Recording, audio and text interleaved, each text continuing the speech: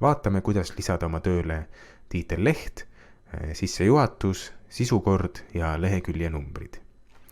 Tiitellehest on samuti juttu uurimistööde vormistamise juhendis, kus on tiitellehest ka toodud näide, kuidas info tiitellehele paigutada, milline info.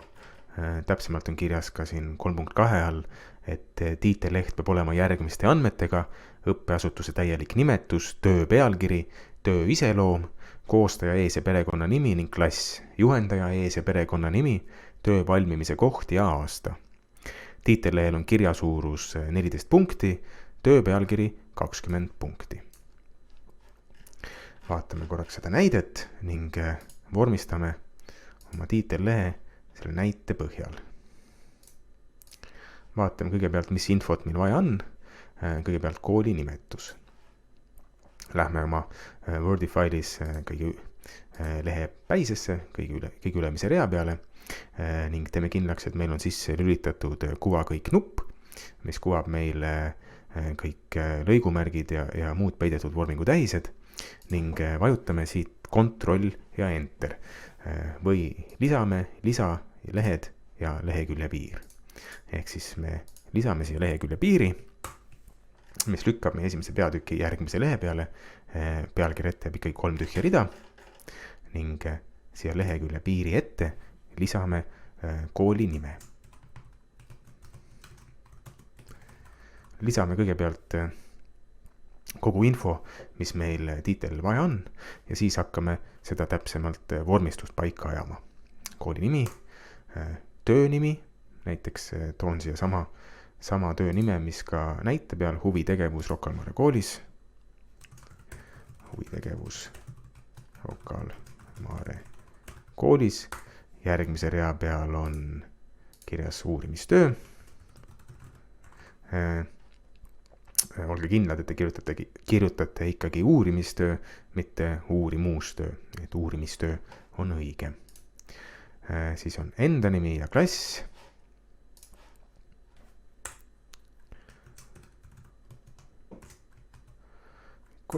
Panen siia samuti nagu näites 11a ja juhendaja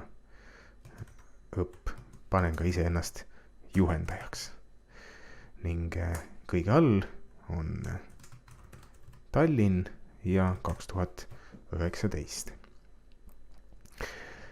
Nüüd me teame, et kogu tekst välja arvatud uurimiste pealkiri on suurusega 14. Ehk paneme selle paika, kõik on suurusega 14 ja pealkiri, uurimistöö pealkiri on suurusega 20.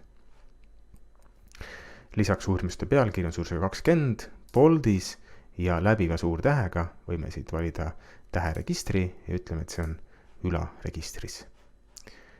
Nii. Nüüd me peame kindlasti muutma ka siit reavahe suuruseid ehk kui palju vaba ruumi jääb näiteks siin kooli nime ja töö pealkirja vahele. Ühe võimalusena tiitellehel me tõesti võime kasutada ka siit entereid selle vahe suurendamiseks, kuigi see ei ole kõige korrektsem variant, aga tiitellehel seda tehes me teame, et hiljem on raske, et midagi muutub väga valeks, kuna enne tiitellehti enam uusi lehekülgi ei tule. Ja tiitelleht on alati kõige esimene lehekülg. Aga teeme korrektselt ning muudame lõiguvahe suurust. Rocca al Mare kool peaks olema joondatud keskele ja valime lõikalt rea ja lõigu vahe, reasammu suvandid ning ütleme, et näiteks pärast Rocca al Mare kooli rida võiks olla lõigu vahe 8 punkti asemel võib olla näiteks 175 punkti. Ja nagu me näeme, me lisati siia Rocca al Mare kooli rea alla 175 punkti tühja ruumi. Huvitegevus Rocca al Mare koolis samuti joondatud keskele. Uurimistöö joondatud keskele. Vaatame korraks näidet. Töö pealkirja ja uurimistöö vahel on samuti natukene rohkem tühja ruumi. Ehk siis ütleme, et töö pealkirja, reasammu suvandid ja pärast võib olla näiteks 30 punkti tühja ruumi. Nimi, klass, juhendaja joondatud kõik paremale. Samuti on siin natukene rohkem tühja ruumi. Valime uurimistöö rida, jällegi reasammu suvandid ja ütleme, et siin on tühja ruumi näiteks 60. Isegi natukene rohkem võime panna. Paneme võib-olla lausa 100.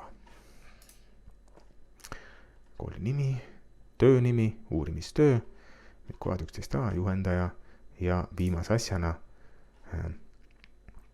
töö, kuidas siin kirjas oli, töö valmimise koht ja aasta, ehk siis Tallinn ja 2019 meie puhul. Tallinn 2019 ja eelmise rea peal lisame jälle natukene siia lõigu vahet, paneme siia 100 punkti. Nii, aga nüüd natukene peab kuskile veel lisama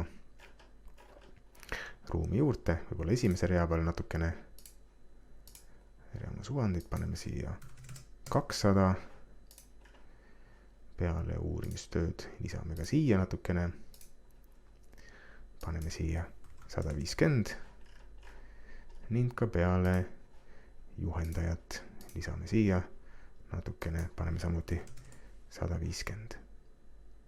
Natukene veel. Vaatame, palju siia võiks panna, 175. Nii on paras küll. Võime korraks kuva kõik nupu välja lülitada, vaadata, kuidas meie töö tiitelleht välja näeb. Rocca al Mare kool, huvitegevus Rocca al Mare koolis, uurimistöö, nimi, klass, juhendaja ja asukoht ja aasta. Lülitame kuva kõik nupu tagasi sisse.